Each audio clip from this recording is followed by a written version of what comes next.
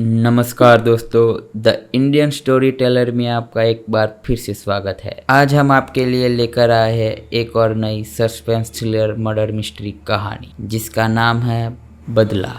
बंगले के पास एक कार खड़ी थी। कार में बैठी महिला की नज़र बंगले में अभी अभी दाखिल हुई मारुति वैन पर टिकी थी। दो लोग दौड़कर आए। ड्राइवर भी नीचे उतरा। पहले उन्होंने अंदर से व्हीलचेयर बाहर निकाली, फिर एक आदमी को बाहर निकालकर व्हीलचेयर पर बिठाया और बंगले के अंदर चले गए। कार में बैठी औरत ने कार स्टार्ट की और वहां से चली गई। वह औरत एक घर में दीवार पर टंगी तस्वीर की ओर देखकर बोली, सुधीर, आज मुझे वो इंसान मिल ही गया जिसने तुम्हारी जान ली थी। अब वक्त आ गया है उन दोनों से तुम्हारी मौत का बदला लेने का। सुमन ने एक ऐड देखी थी जिसमें मदन चोपड़ा ने अपनी देखभाल के लिए एक प्राइवेट नर्स का इस्तिहार दिया था। सुमन बंगले में दाखिल हुई। इस वक्त वो एक खूबसूरत मॉडल लग रही थी। उसके हाथ में एक कवर था। कवर को मिस्टर चोपड़ा को सौंपते हुए वो बोली, गुड मॉर्निंग सर, मेरा नाम सुमन है और ये मेरा बायोडेटा है। आपकी ऐड देखकर जॉब के लिए आई हूँ। पास पे ही मदन चोपड़ा की बेटी अंजलि बैठी थी। उसको सुमन को देखकर कुछ अच्छा नहीं लगा। अंजलि सुमन से कुछ छोटी थी पर वो यंग और खूबसूरत भी थी। शायद इसलिए अंजलि को सुमन के प्रति जरा भी अच्छा नहीं लगा था। मदन चोपड़ा ने सुमन से पूछा कि तुम सैलरी कितनी लोगी। उस पर सुमन ने कहा, तो क्या आपने मुझे जॉब पर रख लिया सर? हाँ, और ये मेरी बेटी अंजलि है। आज से पूरे घर का तुम्हें अच्छी तरह से ख्याल रखना है। अंजलि की माँ नहीं है इसलिए मैंने उसे बड़े लाड प्यार से पाला है।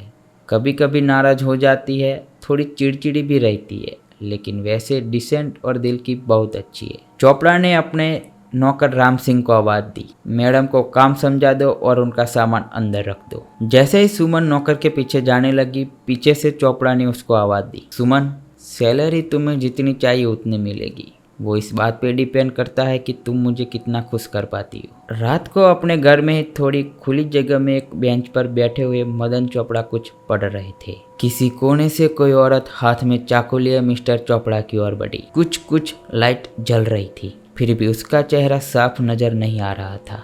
अचानक ही जैसे उसने मिस्टर चोपड़ा पर वार करने की कोशिश की, अंजलि अचानक वहां आ गई। चिल्लाकर वो उस औरत पर झपट पड़ी। काफी शोर बकोर होने के कारण सुमन भी वहां आ गई।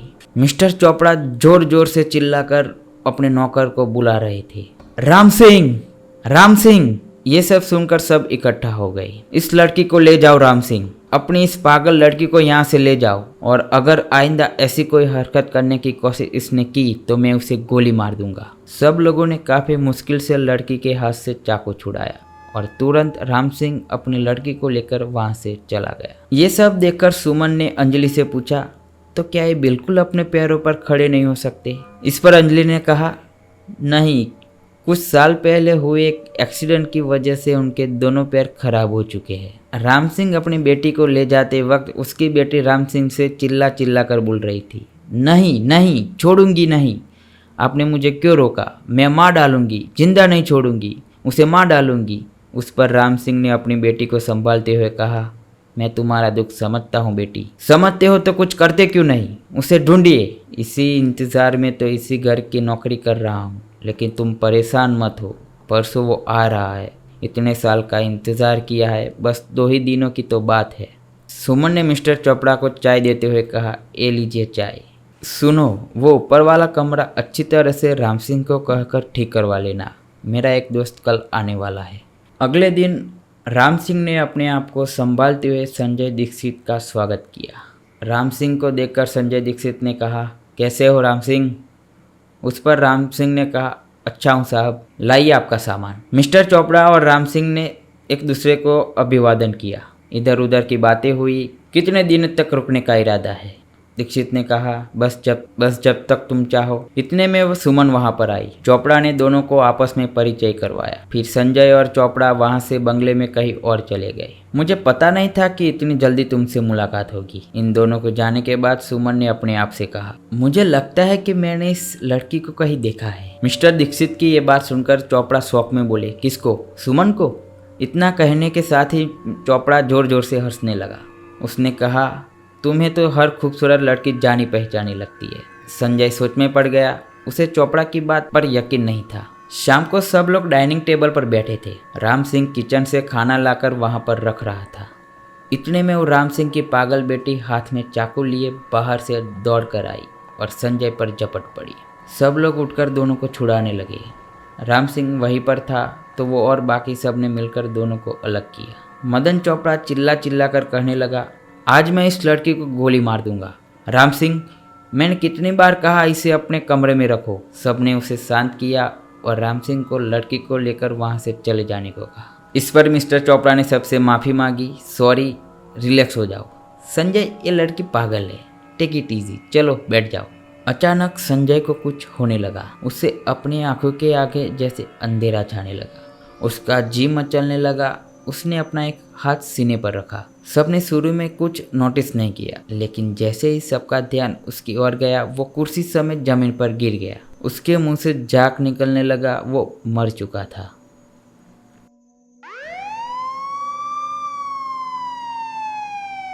मरने वाले से आपका क्या रिश्ता था? इंस्पेक्टर विजय ने मिस्टर चोपड़ा से पूछा। जी वो मेरा जिगरी दोस्त था। And what is his name? Sanjay Dixit. यहाँ पर क्या हुआ था? आज ही संजय यहाँ आया था। हम सब यहाँ डाइनिंग टेबल पर थे। मैं, मेरी बेटी अंजलि, मेरे घर की केयरटेकर सुमन और संजय।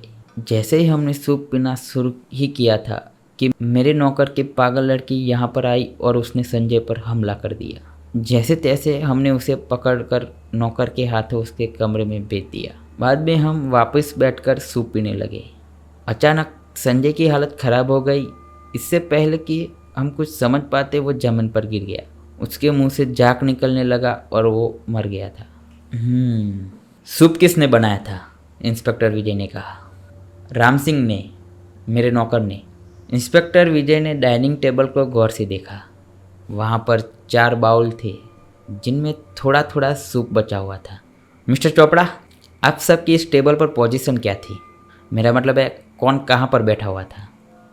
इस पर चोपड़ा ने बताया कि कौन कहाँ पर बैठा था।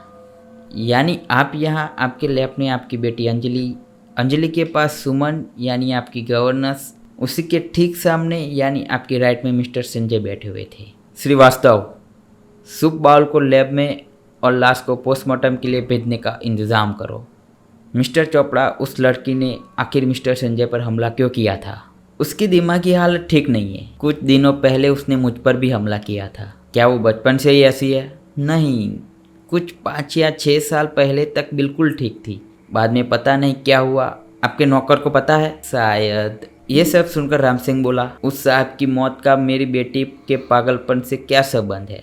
राम सिंह, मिस्टर संजय दीक्षित के सूप में जहर था और वो जहर तुमने मिलाया था। तुम्हारी हालत को देखकर प्यार से पूछ रहा हूँ। राम सिंह पहले से ही घबराया हुआ था और आखिर उसने सब कुछ सच बता दिया। 5 साल पहले इसी बंगले में संजय दीक्षित ने राम सिंह की लड़की के साथ बलात्कार किया था। मदन चोपड़ा ने पैसे और लड़की के ही बदनाम होने का डर दिखाकर संजय को बचा लिया और मामले को दबा दिया था। तुमने जहर कहाँ से चुराया था राम सिंह? तुम जहर कहाँ से लाए थे राम सिंह? आपके ऊपर शक करना तो वैसे ही नहीं बनता मिस सुमन, क्योंकि मिस्टर संजय दीक्षित के सूप में जहर राम सिंह ने मिलाया था, लेकिन जहर तो आपके सूप में भी था। इसका मतलब कोई आपको भी मारना चाहता था। हाँ तो राम सिंह, तुमने जहर की शीशी वापस कहाँ रखी थी? राम सिंह ने बड़ी आसानी से जहर की शीशी मिस्टर चोपड़ा के बेड के नीचे से निकालकर इंस्पेक्टर को दी। इंस्पेक्टर विजय ने शीशी को गौर से देखा। शीशी पर 10 गोली लिखा हुआ था। विजय ने शीशी खोलकर टेबल पर उल्टा दी। ये तो 8 गोलियां हैं। इसमें से एक गोली राम सिंह ने निकाली थी और दूसरी गोली मिस अंजलि आपने। जैसे विजय ने अंजलि को अजीब तरीके से घूरा, चोपड़ा टेबल पर बिखरी पड़ी गोलियों की ओर झपटा। इससे पहले इंस्पेक्टर विजय या कोई कुछ और कर पाता, चोपड़ा ने एक गोली अपने मुंह में डाल दी और टेबल पर ही ढेर हो गया। वो जोर जोर से ठहाके लगा रहा था, जैसे पागल हो गया हो। इंस्पेक्टर, ये जहर की गोलियां है ही नहीं, ये चाय में इस्तेमाल होने वाली शुगर फ्री टैबलेट्स है। वाह क्या बात है मिस्टर चोपड़ा, बस बहुत हो चुका। संजय दीक्षित को आपने ही मारा है। अब आप ये बताने का कष्ट करेंगे कि आपने ऐसा क्यों किया, क्योंकि कैसे किया है मैं आपको बताऊंगा। लेकिन सर, बीच में सुमन बोली, मैंने तो वाकई संजय के बाउल में गोली डाली थी। फिर संजय को इन्होंने कैसे मारा? मैं बताता हूँ। मिस सुमन, यहाँ पर क्या हुआ था? इंस्पेक्टर विजय ने टेबल की ओर इशारा करते हुए कहा। आपने उस लड़की के आने से पहले जैसे ही राम सिंह सूप लेकर आया, आपने सबकी नज़र चुराकर संजय के सूप में गोली डाल दी। लेकिन जैसे ही उस लड़की ने मिस्टर संजय पर हमला किया, मिस्टर चोपड़ा ने अपने ही बाउल में जहर की गोली डाल दी और सबका ध्यान जब उस हमले की ओर था और टेबल पर मिस्टर चोपड़ा के अलावा कोई नहीं था, उन्होंने रिवॉल्विंग टेबल को घुमा दिया, जिससे उनका बाउल मिस्टर संजय की कुर्सी के सामने और मिस्टर संजय का बाउल जिसमें आपने जहर वाली गोली डाली थी वो आपके पास आ गया। आपने किसी वजह से सूप नहीं पिया, इसलिए आप बच गई। इंस्पेक्टर, उसकी नज़र मेरी बेटी पर थी। मैं अच्छी तरह जानता था कि इस बार अगर वो यहाँ से जिंदा चला गया तो एक दिन ये बंगला और मेरी बेटी दोनों को उसकी गंदी नज़र से बचाना नामुमकिन हो जाता। एक दिन हम दोनों एक पार्टी से आ रहे थे। दोनों ने खूब शराब पी हुई थी। रास्ते में सुमन और उसका पति टकरा गए। रात का वक्त था, शायद उनकी गाड़ी खराब हो गई थी। हमको उन्होंने मदद के लिए रोका। हम नशे में थे। उनका मदद करने की बजाय हम सुमन से बदतमीजी करने लगे। उसके पति ने संजय को जोर से धक्का मारा। नशे के कारण वो काफ़ी देर तक नहीं उठ पाया। तब तक वो मुझे मारने लगा था। सुमन मदद के लिए इधर उधर देख रही थी। तभी अचानक संजय को होश आ गया। उसने पास में कहीं से एक बड़ा पत्थर उठाया और सुमन के पति के सर पर जोर से मारा। वो लहूलुहान होकर गिर पड़ा। हम घबरा गए थे, उनको ऐसे ही छोड़कर भाग गए। जब मैंने सुमन को अपने घर में देखा तो मैं उसे पहचान नहीं पाया था।